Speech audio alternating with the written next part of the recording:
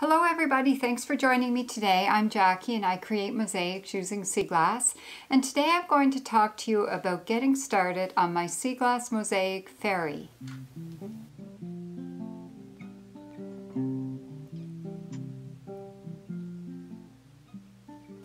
So if you saw my last two videos, I did a video on 5 steps to inspiration and I did another one on 5 steps to design.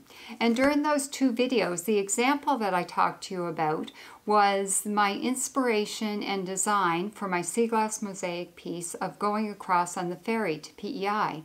So the ferry is really inspirational to me because it's a big part of my life, and it's something that I wanted to create in a sea glass mosaic. And I also created this bridge piece here, which was the sister piece to my ferry piece, which I'm starting today. And I also showed you how I designed that and the drawing that I did, and also the inspiration for that drawing, which was a picture. So these are my 3 children, and on our last trip across on the ferry just before the bridge opened in 1997. And here's the view of meeting the ferry coming in the other direction. So today I'm going to show you getting started putting the sea glass pieces on this design. So let's get started. So here I am ready to start. I got my pattern taped to the back of my glass, and I went up to my sea glass stash and picked out some special pieces. Found this piece that I thought would make a neat boat for the sailboat, and a couple of pieces of pottery for the sail. I always like to have a few interesting pieces like that. And I found some blue pieces that I thought might work well to have a bit of a blue strip along here, because I thought that would add some interest to the ferry itself. We'll see how that works out. Thought it looked good. And I might put a few extra blue pieces on the smokestacks. These ferries have these great big smokestacks and some things sticking out from them. Thought I'd get a few pieces of milk glass. And I found some round rocks for the eyes of the binoculars. And because this is a sister piece to my bridge piece, I used white sea glass for my nutshell in that one. So I thought I would use white sea glass again for this one. So my plan is to start with the brown. I usually start with brown, and I'm planning to do this strip of land brown, so I'll get a bunch of brown pieces for that. And I'm also going to do all this brown railing. So I have a bunch of small brown pieces for that. Doing a strip of land like this is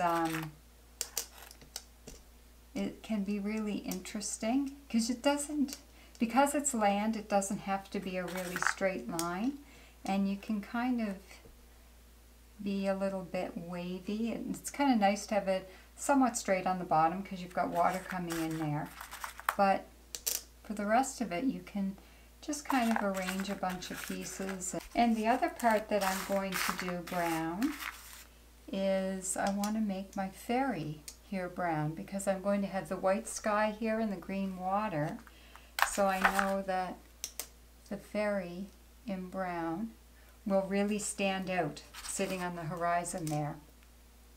So I'll go ahead and play around with a bunch of this brown, and I'll show you my progress as I go. So as usual, I've started with brown, and I've got my ferry done here, and I put some blue right in the middle of the ferry just to make it a bit more decorative. Put my flags on top, or my top of the smokestacks I made blue, and then tiny little red flags on top. And these things that are sticking out, I just used some green milk glass for that. So here's my piece of land, because we're going towards PEI, and there's PEI off in the distance. I got doing the railing, and I realized that in order for the railing to look like a railing, I'm going to need a bit of green along here that's going to blend with the green water. So I just thought I would grab a bunch of, and I'm going to be needing green tinies to fill in that area. So I just thought I'd grab a bunch of my small greens here, pieces. See, if I have the railing going here, I'm going to need a bit of a green bit going under between the top railing and the next railing.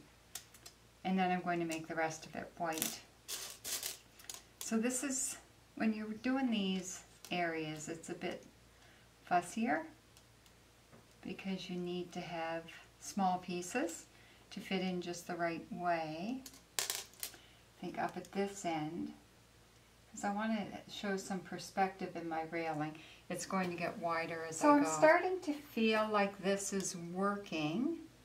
I've got my green strip in here, so it's going to look like water. By the time I get all of this in here filled with green, you'll see that that will look a bit like water.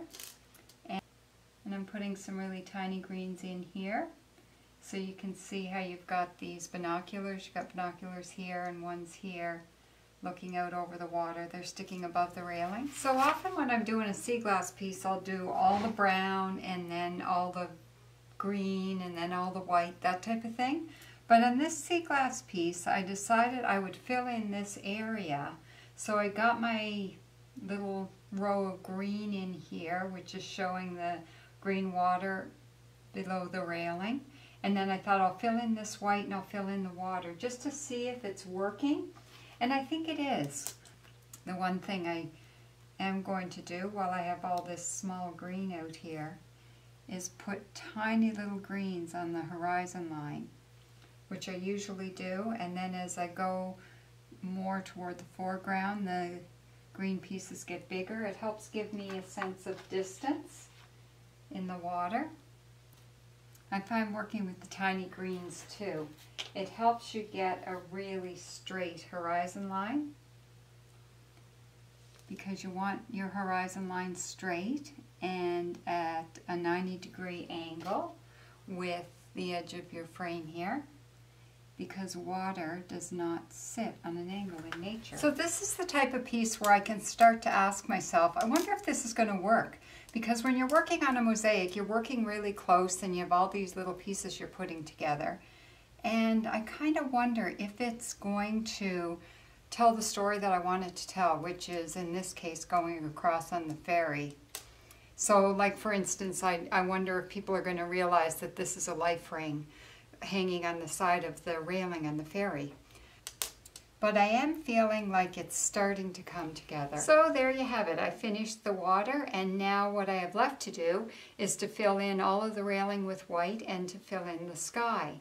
So thanks very much for joining me today, and see how I've taken my inspiration and design ideas and make them come to life in a piece of sea glass mosaic art. I hope it's been really helpful for you.